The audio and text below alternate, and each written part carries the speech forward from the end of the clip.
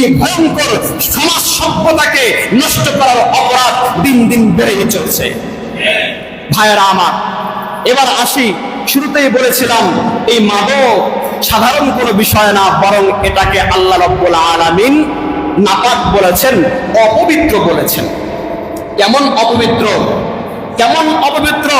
নাসাই শরীফের হাদিসের মধ্যে আল্লাহ রাসূল সাল্লাল্লাহু আলাইহি ওয়াসাল্লাম স্পষ্টভাবে বলেছেন, যেই ব্যক্তি নেশা দ্রব্য পান করে আসকারা, নেশা হয়ে গেল, মান শারিবাল খামরা, যে মাদক দ্রব্য পান করলো অতঃপর আসকারা, নেশাগ্রস্ত হয়ে পড়লো, আল্লাহ রাসূল সাল্লাল্লাহু আলাইহি ওয়াসাল্লাম বলেন ওই নেশাখোরের সামনের 40 দিনের ইবাদত আল্লাহ রাব্বুল আলামিন কবুল করেন না। যে নেশাখোর মাদক দ্রব্যের মধ্যে জড়িত হয়েছে, নেশা করে, এই নেশাখোরের কতদিনের ইবাদত কবুল করা হয় না বলেন? 40 দিনের ইবাদত কবুল করা হয় না। শুকরের মাংস খাইলে 40 দিনের ইবাদত কবুল করা হয় না, এরকম কথা কোরআন হাদিসের কোথাও পাবেন না। কুকুরের মাংস খাইলে 40 দিনের ইবাদত কবুল করা হয় না, এরকম কথা কোরআন হাদিসের কোথাও পাইবেন না। কুকুরের প্রস্রাব পান করলে 40 দিনের ইবাদত কবুল করা হয় না, এরকম কথাও কোরআন হাদিসের কোথাও পাইবেন না।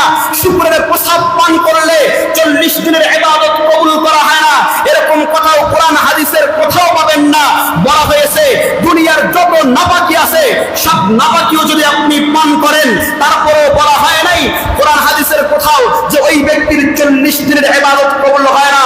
তবে এই কথা বলা হয়েছে যেই ব্যক্তি মাদক দ্রব্য পান করে কিংবা নেশা করে নেশাগ্রস্ত হয়ে পড়ে, তার 40 দিনের ইবাদত কবুল হয় না।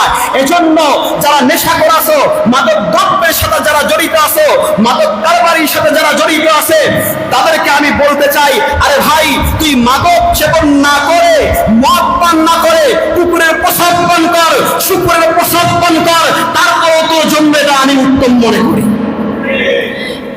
এটা তারপরও উত্তম, কারণ বলা হয় নাই কুকুরের প্রসাদ কিংবা শুকুরের প্রসাদ পান করলে 40 দিনের ইবাদত কবুল হয় না, এরকম কোনো কথা বলা হয় নাই। তবে এই কথা বলা হয়েছে যে নেশা দ্রব্য, মাদক দ্রব্য পান করে নেশাগ্রস্ত হয়, তার 40 দিনের ইবাদত কবুল হয় না।